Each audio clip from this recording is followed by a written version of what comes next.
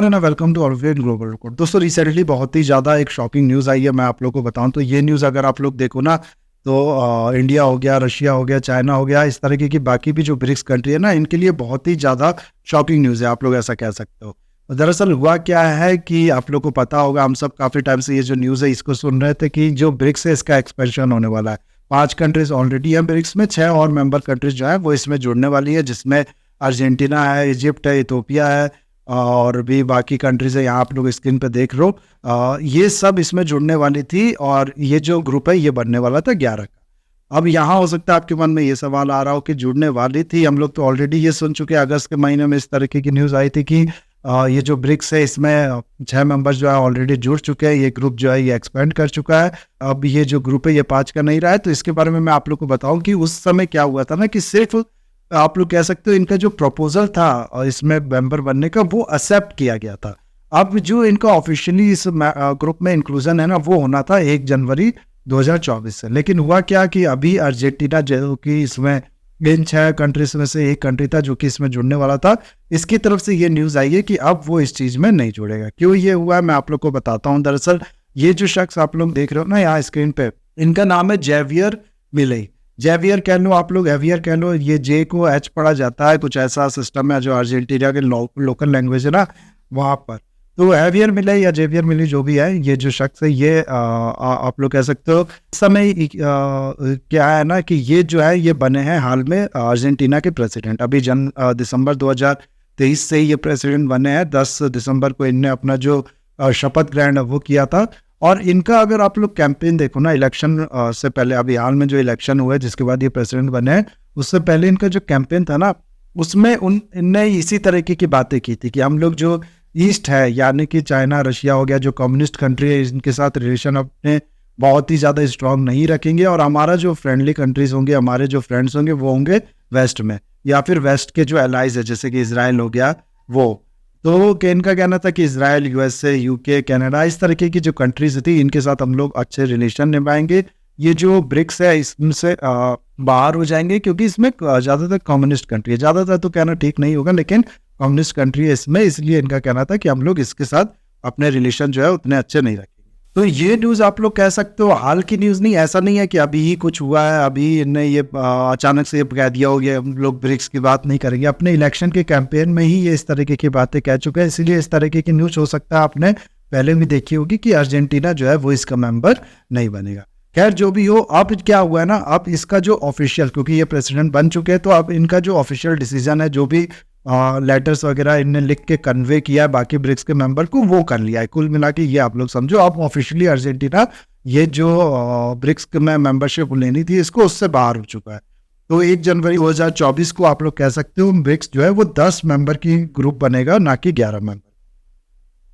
इन शख्स के बारे में थोड़ा मैं यहाँ आप लोग को बताऊँ ना, तो ये जो शख्स है इसके बारे में आप लोग जानोगे तो आप लोग खुद हैरान हो जाओगे कि आखिर ये ऐसे शख्स को कैसे किसी कंट्री का प्रेसिडेंट बनाया जा सकता है। ये जो शख्स है इसके जो टॉप के एडवाइजर है ना, ऐसा बताया जाता है, वो पता है कौन है? इनके 4 डॉग्स। ये जो डॉग्स है इनसे ये एडवाइस लेते हैं और इनके जो ये एडवाइस होता है उनके बुनियाद पे ये आगे अपने डिसीजन लेते हैं।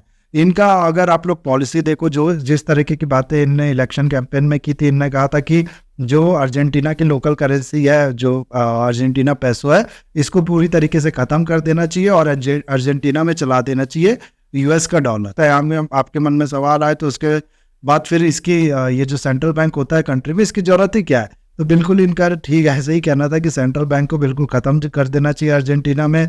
उसके बाद ये कहते हैं कि बहुत सी मिनिस्ट्री ऐसी हैं जो इनका कोई काम नहीं है, जैसे ministry of children, ministry of culture, ministry of women या जेंडर से रिलेटेड जो मिनिस्ट्री है, इनको इनका कहना है कि बिल्कुल वो पूरी तरीके से ख़त्म कर देना चाहिए ताकि सरकार का जो पैसा है ना वो बचे और ये जो इसका एक्सपेंस है वो कम हो, और जिससे आप लोग कह सकते हो अर्जेंटीना की जो इकोनॉमिक क्राइसिस है वो थोड़ी बहुत सुधरे।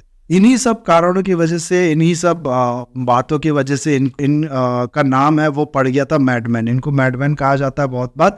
और हो सकता है देखो ये जो इनकी बात है इसमें थोड़ा बहुत लॉजिक भी है। जाहिर सी बात है जब खर्चा कम होगा तो गवर्नमेंट की जो इकोनॉमिक हालत है वो सुधरेगी।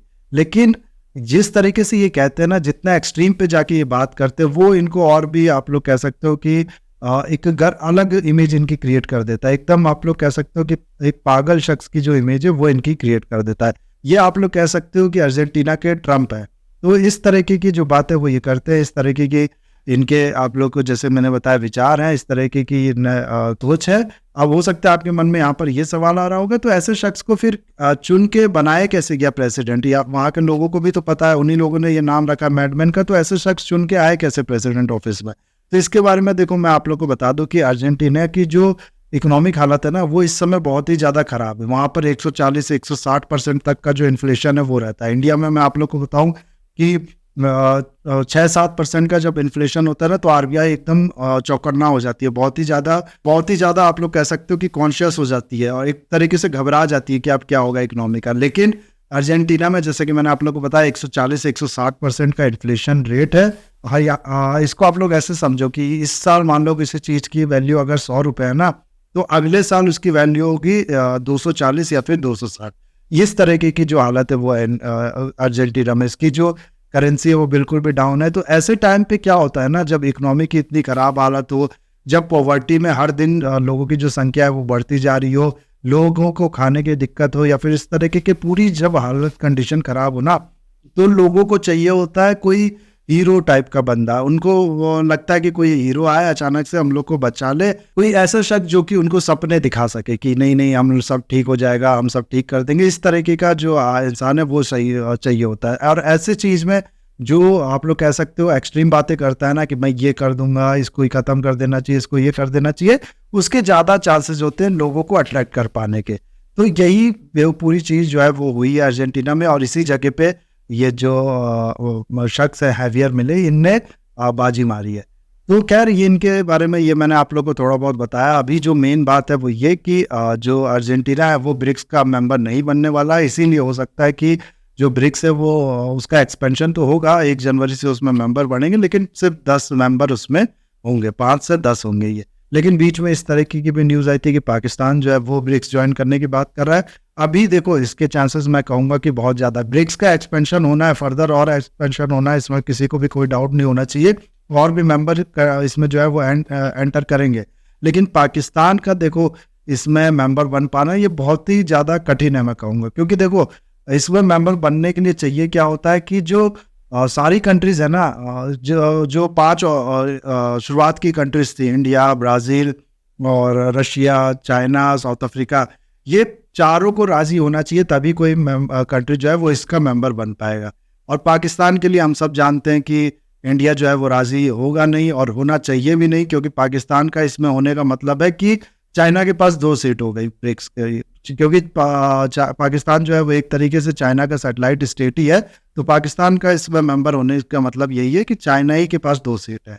उसके अलावा फिर आप लोग देखो तो पाकिस्तान की जो इकोनॉमिक कंडीशन है वो भी देखते हुए पाकिस्तान को इसका मेंबर नहीं होना चाहिए। हालांकि पाकिस्तान के लिए बहुत ज़्यादा फायदेमंद होगा, पाकिस्तान को ट्रेड का आप लोग कह सकते हो ट्रेड में फ़ायदा मिल सकता है, बाकी उसको इकोनॉमी में हेल्प मिल सकती है, बहुत ज़्यादा उसके लिए फ़ायदेमंद हो सकता है। लेकिन बाकी पॉइंट ऑफ व्यू से, बाकी पर्सपेक्टिव से देखो तो पाकिस्तान को इसमें यहाँ पर मेंबर नहीं होना चाहिए, ऐसा इंडिया कहता है। और ऐसा, और ये बात सही भी है, इसमें दम भी है। तो लेट्स सी कि क्या होता है। अगले साल का 2024 की जो चेयरमैनशिप है ना इसकी, वो ब्रिक्स की, वो है रशिया के पास। तो हो सकता है रशिया मनाने की कोशिश भी करे इंडिया को। लेट्स से आगे क्या डेवलपमेंट होती है, जैसे भी कोई होगी हम लोग देखेंगे उसके बारे में। अभी के लिए आप लोग बस इतना समझो कि ये जो अर्जेंटीना है अब ये फाइनली हो गया कि ब्रिक्स का मेंबर नहीं बनने वाला है।